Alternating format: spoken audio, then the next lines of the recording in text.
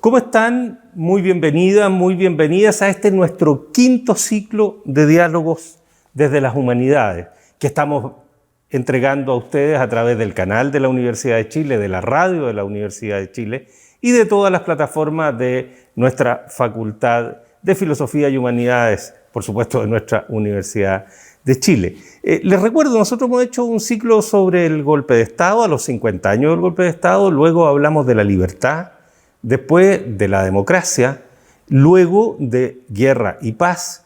Y hoy día vamos a iniciar uno en que nos vamos a meter con un tema que está bastante en la agenda, casi diríamos que de moda, ¿no? Que es el tema de la inteligencia artificial. Y para iniciar estas conversaciones, tenemos el gusto de compartir el programa de hoy con Manuel Rodríguez, académico de nuestra facultad, por supuesto, doctor en filosofía, director del programa de posgrado de filosofía de inteligencia artificial y las ciencias cognitivas, que es un diplomado de extensión, y a cargo de muchas cosas más vinculadas al tema cognitivo. Manuel, bienvenido, muchas gracias por tu gentileza de darte este tiempo para conversar con todos los que nos están viendo y escuchando. Muchas gracias, Felipe. Buen día a todos los que están escuchando, viendo esto. Y bueno, sí, vamos a tratar de decir algo medianamente inteligente y que no sea muy artificial. A las personas, sí.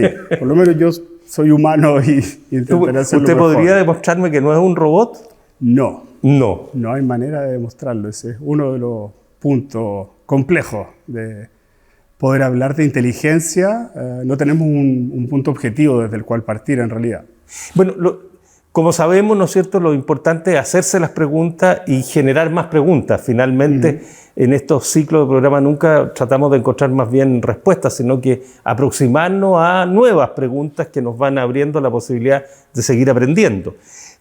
Y en el tema de cuando hablamos de inteligencia artificial, necesariamente tenemos que hablar de inteligencia, porque artificial, natural, como sea, lo base es la inteligencia.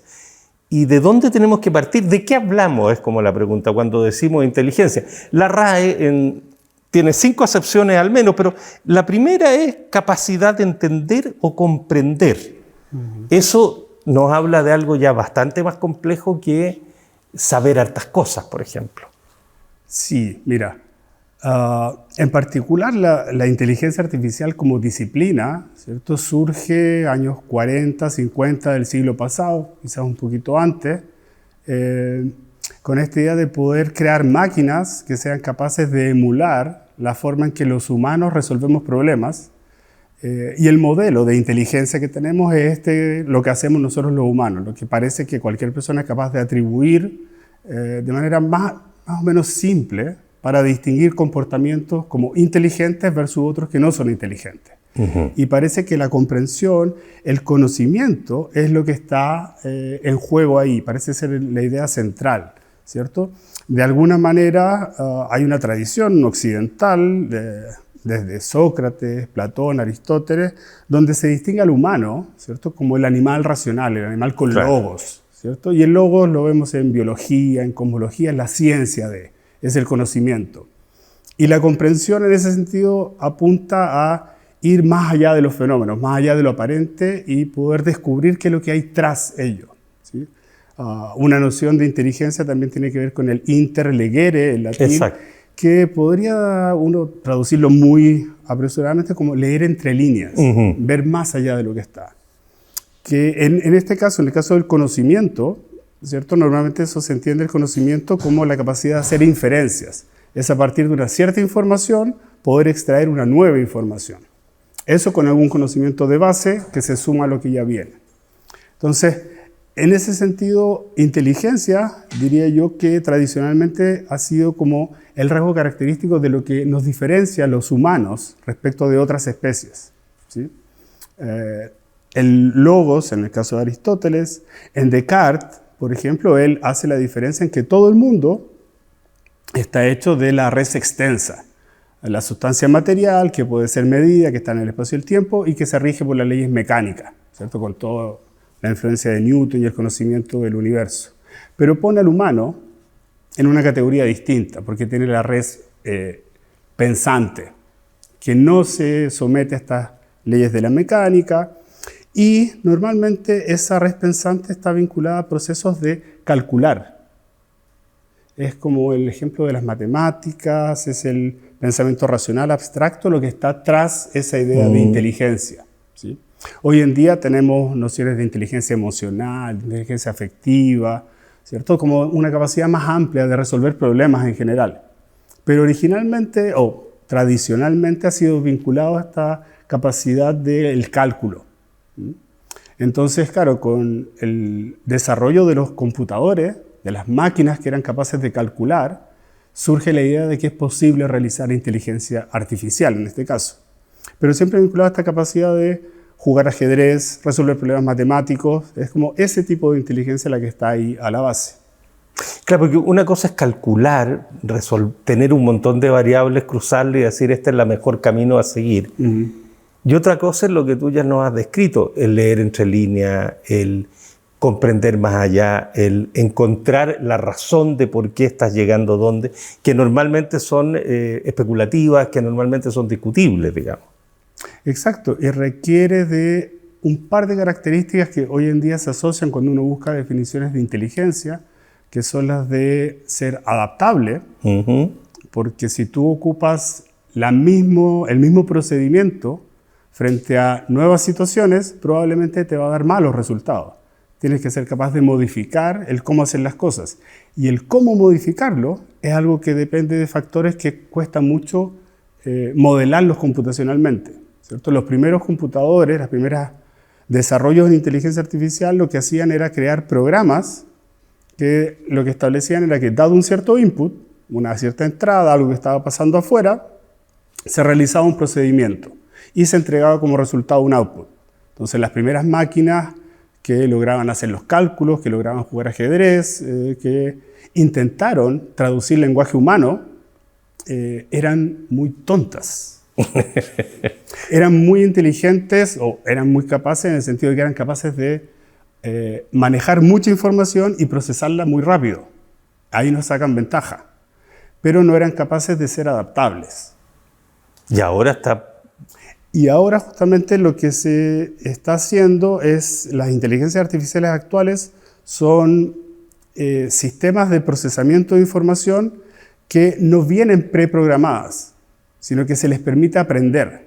Lo único que hay que darles de antemano son unidades sensibles a los inputs, o sea, son capaces de reconocer o imágenes visuales o sonidos o palabras, por ejemplo, y unidades de output, que es donde entrega el resultado. Pero el cómo lo hace, cómo procesa la información y entrega el resultado, es algo que va haciendo la máquina por sí sola. Y lo único que tiene es el aviso de si lo hizo bien o lo hizo mal. Aviso que se le da a posteriori, ¿no es cierto? Claro, puede estar programado. Dentro de las unidades de output puede haber un algoritmo de retropropagación que se llama, que es el de aprendizaje, que le avisa a la máquina si lo que hizo estuvo bien o estuvo mal. Pero el cómo va a procesar es algo que no está predeterminado. En una primera instancia estaba predeterminado, estaban los guiones, por ejemplo, que se le daban a la máquina. Entonces, usted está en un cumpleaños, usted tiene que hacer tal o cual cosa si pasa esto. Usted va de visita al museo, tiene que hacer tal o cual cosa si pasa esto. Pero si uno le invitaba a un cumpleaños en un museo, no sabía cómo hacerlo. Nosotros somos capaces de ser lo que se llama sensibilidad al contexto o principio de relevancia. Somos capaces de saber qué modificar y qué no. No sabemos cómo, lo hacemos, pero lo hacemos todo el tiempo. Programar una máquina para que sea capaz de hacer esos cambios es lo que se llama computacionalmente inmanejable. Porque no se le puede programar para todo lo que tiene que hacer, todas las circunstancias que pueden pasar, todo lo que puede modificar. Estas inteligencias artificiales actuales surgen justamente a partir de desarrollos en los años 80, donde el modelo de crear un software que le indique a la máquina qué hacer con ciertos inputs para entregar ciertos resultados, se cambia por un modelo computacional que intenta ser más similar al procesamiento del cerebro, donde hay unidades que reciben información de distintas unidades y, dada cierta cantidad de información, se activan o se inhiben. Y si se activan, mandan información a otra cantidad grande. Pero no hay ningún programa previo, sino que simplemente este patrón de procesamiento, esta estabilidad que logra la máquina que entrega un resultado, es correcto o es incorrecto.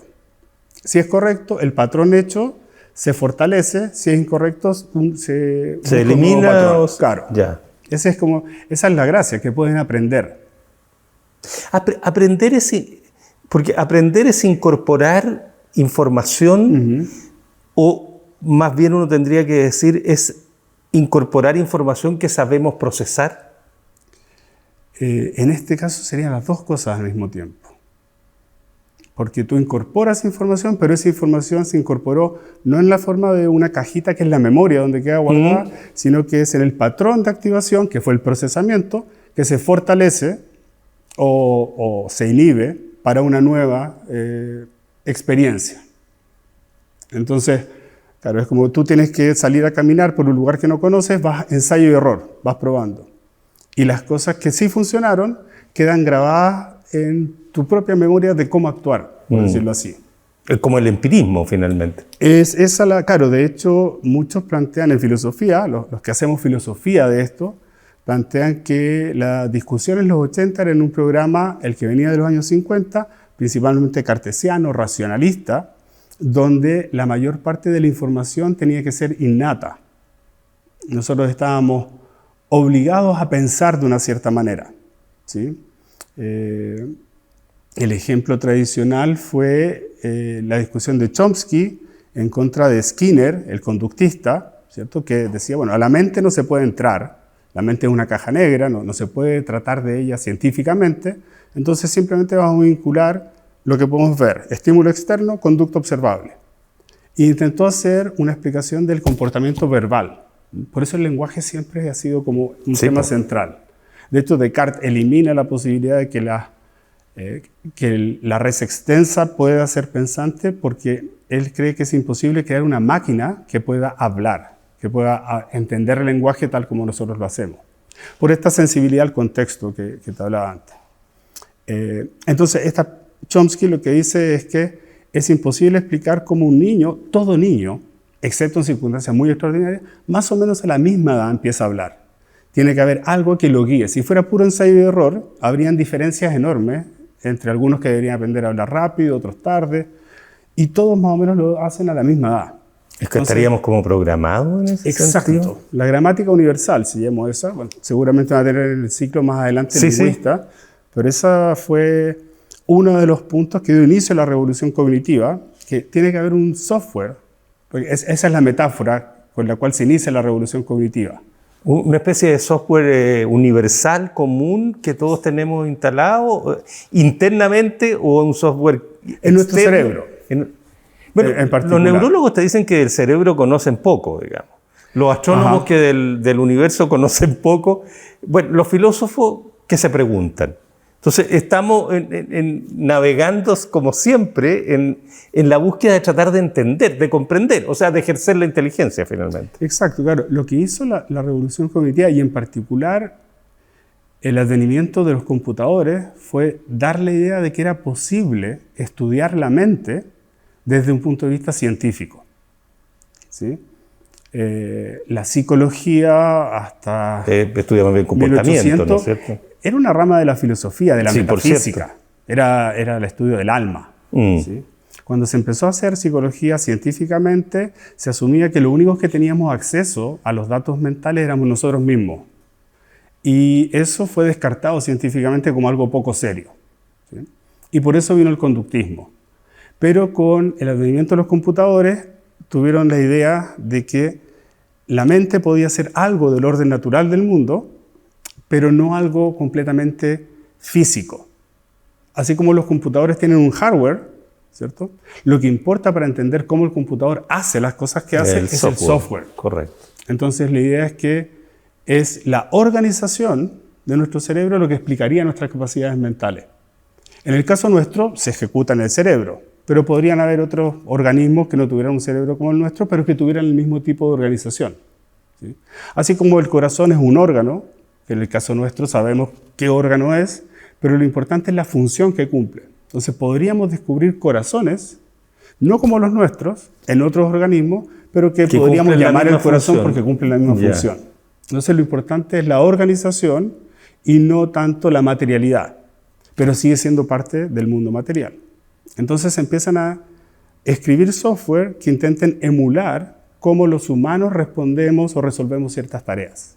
¿Sí? Pero no sabemos cómo lo hacemos, me lo decías tú, no es que lo diga yo, me lo decías tú antes de iniciar el programa. Justamente. El problema es que no sabemos cómo la máquina lo hace y tampoco sabemos cómo nosotros lo hacemos, nosotros los humanos. Exacto. Por ejemplo, uno de los desafíos que suele plantearse en filosofía respecto del uso de inteligencia artificial es en estos sistemas expertos que son capaces de hacer diagnósticos médicos. ¿Sí?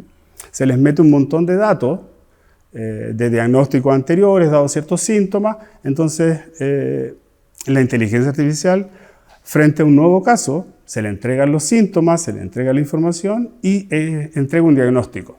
Que más bien estadístico finalmente entonces. Exacto. Y son acertados en un nivel bastante aceptable. ¿Sí? Pero uno de los problemas es que como no sabemos cómo lo hace, porque lo que sabemos es que adentro ocurren un montón de traspasos de información y entrega el resultado. Pero ¿en qué se fijó en particular?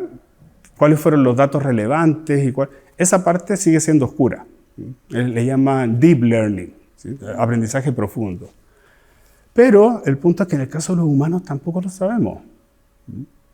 Porque, por ejemplo, un médico que es respetado porque es un buen tipo diagnosticando, ¿sí?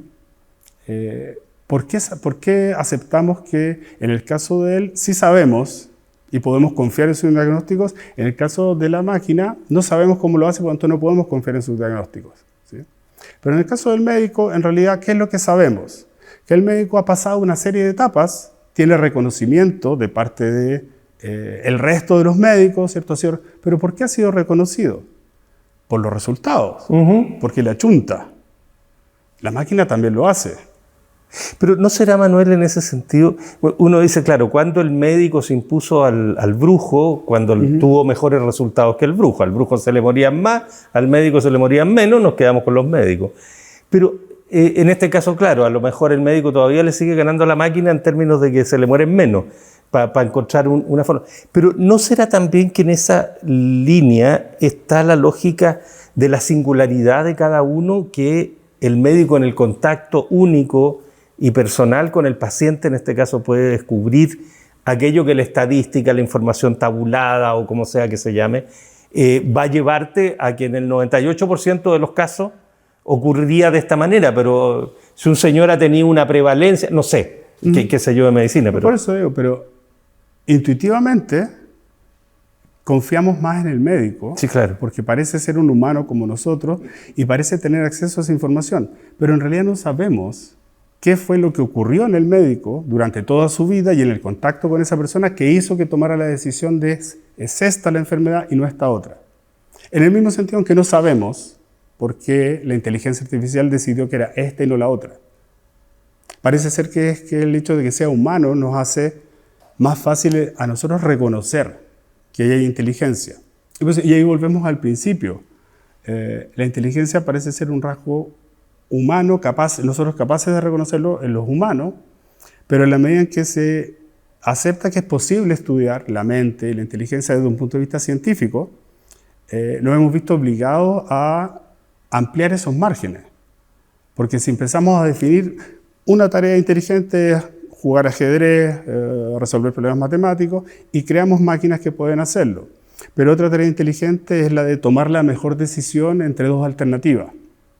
Y si postulamos que lo hacemos de una cierta manera, ocurren ciertos procesos en nuestra mente, por decirlo así, y vemos que otro tipo de animales, de seres vivos, también lo pueden hacer, bueno, también tendrían que ser considerados inteligentes. Y una vez que abrimos la puerta hacia otro tipo de organismos, ¿por qué no a organismos creados artificialmente? ¿Tendrá que ver la conciencia ahí? Bueno, ese es el punto donde hoy en día, en realidad, está el refugiarnos. Porque hay un punto que dice, ¿dónde nos escondemos los humanos para decir somos únicos? Que es un poco la búsqueda, ¿no? Es decir, la inteligencia es solo nuestra. Da la impresión de que ya no es tan solo nuestra.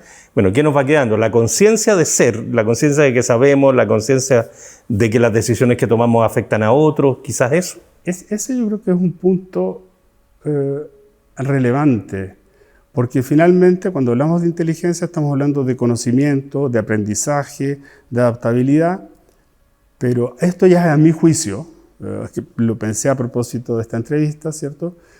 Creo que Sócrates fue el que estableció, ¿cierto?, que él era más sabio que todos los atenienses, como había dicho el oráculo, porque él sabía que no sabía. Claro. Entonces, ahí podemos tener un punto, parece relevante, es que nosotros somos capaces de saber que ignoramos, de saber que nos equivocamos, ¿sí? Esto es más una intuición personal, no lo he visto muy desarrollado en papers actualmente, pero creo que ahí hay un punto que puede hacer la diferencia, ¿sí? Hasta ahora no tenemos ninguna evidencia de que las inteligencias artificiales puedan ser capaces de darse cuenta que no se dieron cuenta de algo, por ejemplo. Darse cuenta de que fallaron. Y este darse cuenta, este tener conciencia, parece ser como el límite actual para poder decidir finalmente si las inteligencias artificiales pueden ser consideradas pensantes, y cuanto a inteligencias propiamente tal, o no. Pero las consecuencias de una decisión, por ejemplo, pues, da la impresión, pues, en la ignorancia te lo pregunto, Manuel, tú le ofreces un objetivo, le propones un objetivo y le pides una solución. Para la consecución de ese objetivo, las consecuencias que dejan el camino parece que no pueden ser necesariamente muy relevantes. No las considera, claro. Y decir no las considera es una manera que tenemos nosotros de escribirlo. Ahí el lenguaje no juega en contra, porque no sabemos cómo decirlo de otra manera. Exacto, porque podemos decir que la inteligencia artificial toma decisiones, elige estrategias, ¿sí? Pero no sabemos cómo lo está haciendo. Pero en cierta medida tampoco sabemos cómo lo hacemos nosotros. O sea, yo me tengo que comprar una zapatilla, ¿sí? Mucha gente que empezó a hacer inteligencia artificial provenía de la economía. La economía es la ciencia social más seria, por decirlo así, porque es matematizable, ¿cierto? Y en la teoría de juegos, para explicar la decisión racional, ¿cierto?, implicaba que todos nosotros como seres racionales buscamos la mayor utilidad esperada. O sea, frente a un conjunto de decisiones, la que fuera menos costosa y ofreciera el mejor resultado era la que elegíamos. Pero eso es muy costoso, porque yo tendría que hacer un catastro de todos los productos, de todos los valores, de dónde quedan. No hacemos eso, sino que tomamos la decisión en base a menos información, ¿sí? Que eso es lo que hoy en día se habla de que nosotros tenemos que tomar decisiones en base a información, pero principalmente en base a incertidumbre. ¿Sí? No podemos acceder a toda la información, sino que con un poco de información decidimos qué es lo relevante. El cómo decidimos qué es lo relevante es algo muy difícil de programar.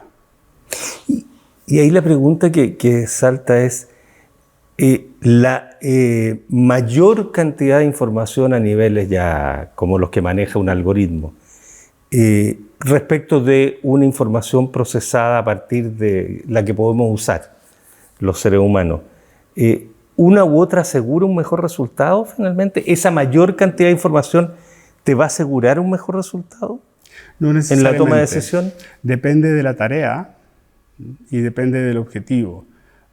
Hace un par de años atrás vi una noticia de ingenieros de la Universidad de Chile que estaban apoyando el trabajo de gente en los observatorios del norte.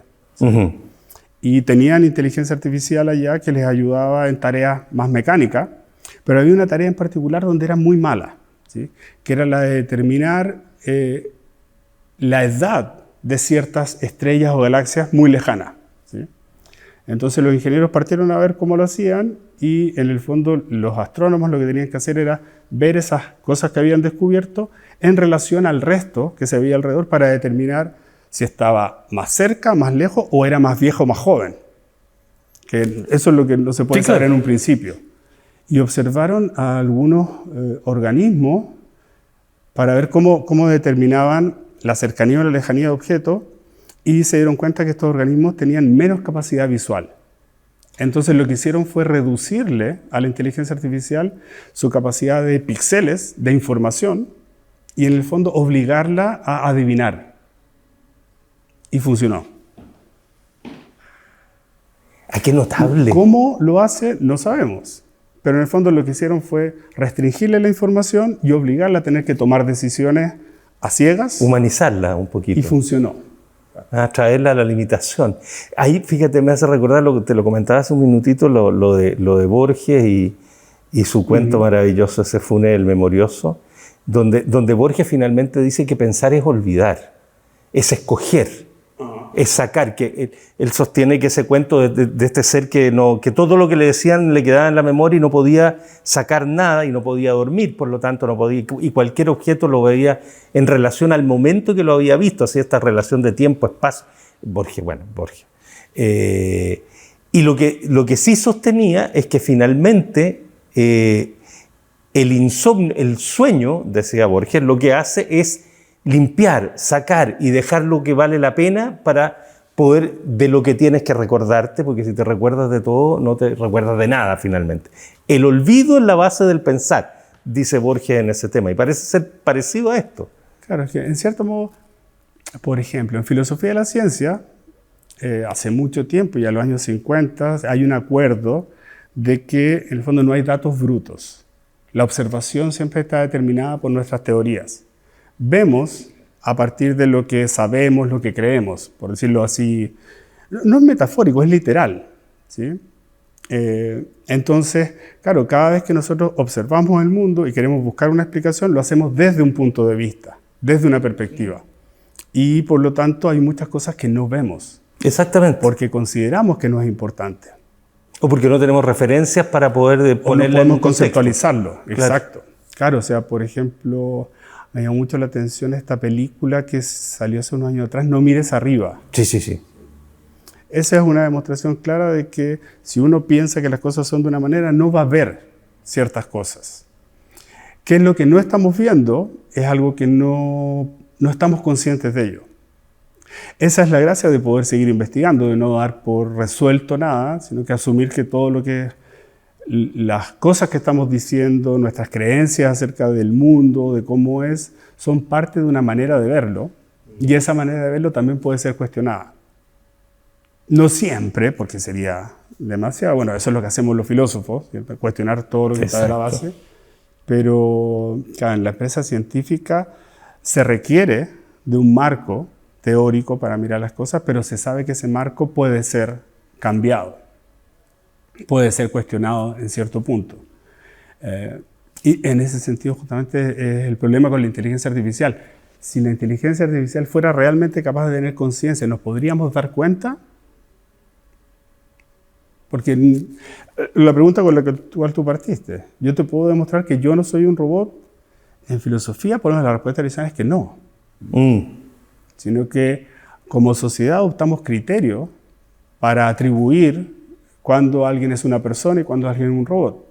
Pero qué es específicamente, qué es lo que habría que buscar, esa parte todavía no la sabemos.